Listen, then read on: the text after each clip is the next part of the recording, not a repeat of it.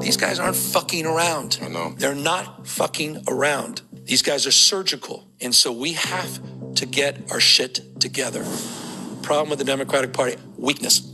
Trump is weakness masquerading as strength.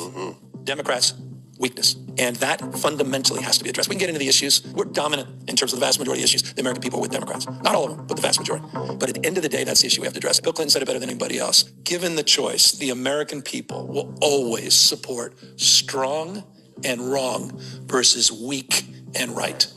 We got a president who thinks it's okay to use the Justice Department to go after his political opponents. We got a president who replaces career prosecutors with loyalists who'll do what he wants. We've got a commander-in-chief who hires decorated officers because he thinks they might be more loyal to the Constitution than they are to him. He's deploying the National Guard in American cities, claiming to stop crime waves that don't actually exist. What does that mean, send more than the National Guard? Well, if you had to send in the Army or if you had to send in the Marines, I'd do that in a heartbeat. You know, you have a thing called the Insurrection Act. You know that, right? Do you know that I could use that immediately and no judge can even challenge you on that? But we have some big news right now. Top military officials have ordered the National Guard in all 50 states to begin the creation of quick reaction forces trained in, quote, riot control, including the use of batons, body shields, tasers, and pepper spray, according to a new directive issued by the United States Pentagon.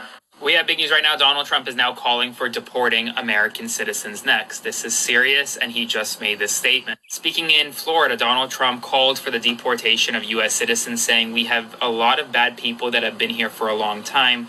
Many of them were born in our country. I think we ought to get them the hell out of here, too, if you want to know the truth. So maybe that'll be the next job. Multiple senior Trump officials are now moving into military bases. Here's what we know. Multiple senior officials in the Trump administration have relocated to military bases in the Washington, D.C. area amid reported concerns for their personal safety, according to The Atlantic.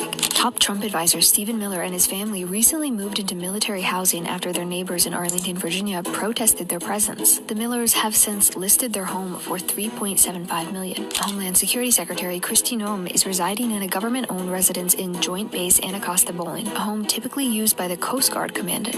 Let's talk about what we're up against in 2025. President Trump and his bootlickers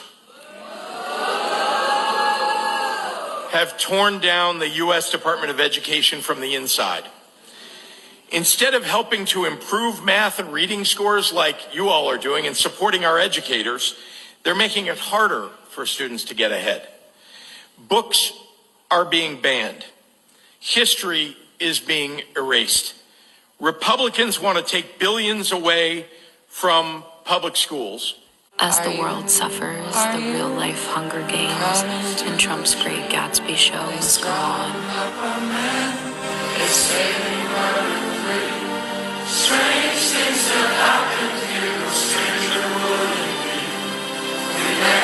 As the world...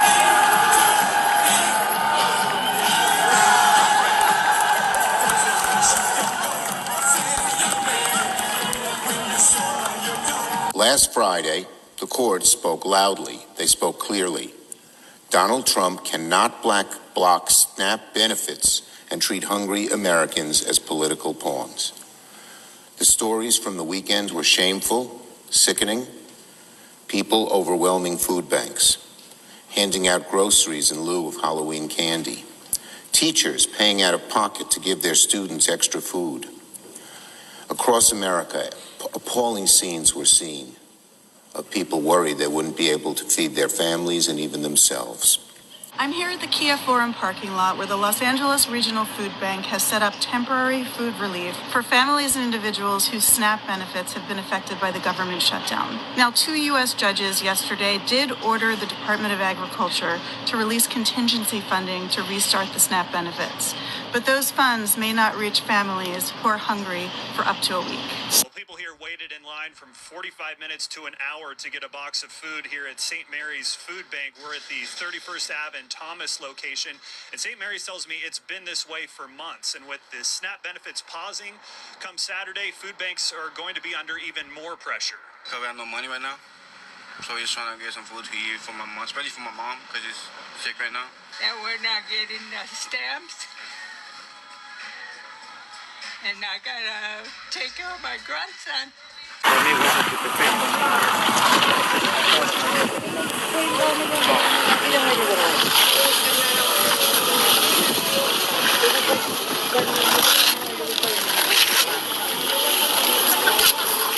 Today, we're announcing that the Department of Energy is partnering with NVIDIA to build 7 new AI supercomputers to advance our nation's science.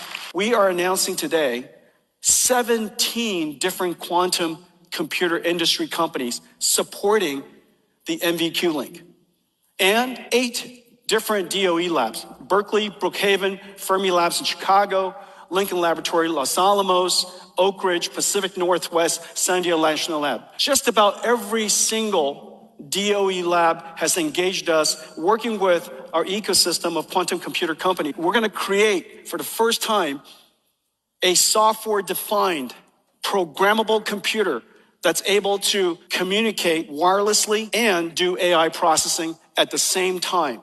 This is completely revolutionary. We call it NVIDIA Arc.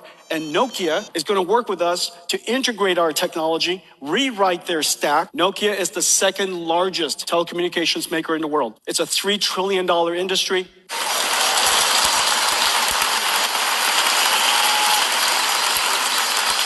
Your name is Greg. Greg is a little girl. So you learn how to walk in the virtual world, and look at you now. Can you jump? Wow.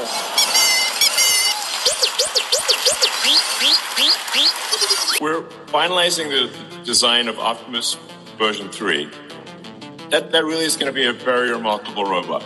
It will have essentially the manual dexterity of a human, so meaning a very complex hand, an AI mind that can navigate and comprehend reality, and it will be made in very high volume.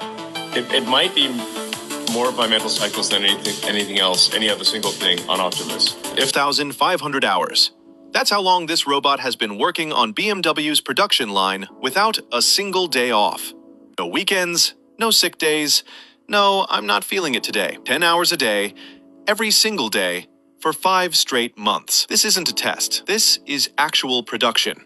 Real cars, real work. The average American works about 2,000 hours per year. This robot did 1,500 in 5 months. This is BMW's body shop.